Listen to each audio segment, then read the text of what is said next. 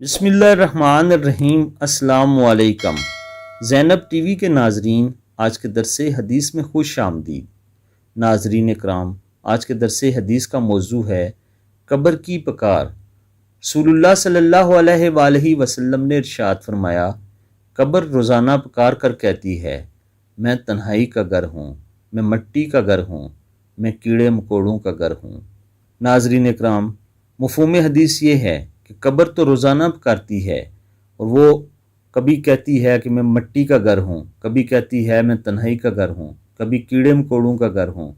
اس لیے تم میرے پاس ایک نہ ایک دن آؤ گے، اور اگر تم تیاری کر کے آئے تو میں تمہارے لیے راحت کا سامان بن جاؤں گی، اور اگر تم اللہ اور اس کے رسول کے حکم کو توڑ کر پسے پشت ڈال کر آئے تو میں تمہارے لیے کیڑے مکوڑوں کا گھر بن جاؤں گی، تنہائی کا گھر بن جاؤں گی، مٹی کا گھر بن جاؤں گی، تمہیں راحت و سکون نہیں دوں گی۔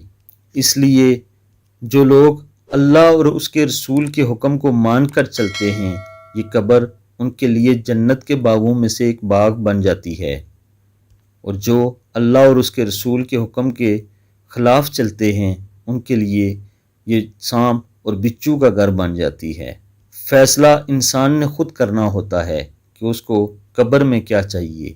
اللہ تعالیٰ سے دعا ہے، اللہ تعالیٰ جتنے مسلمان اس دنیا سے چلے گئے ہیں ان کی قبروں کو جنت کے باغوں میں سے ایک باغ بنا دے۔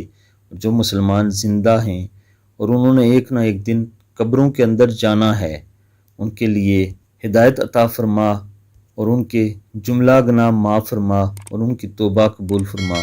آمین ثم آمین۔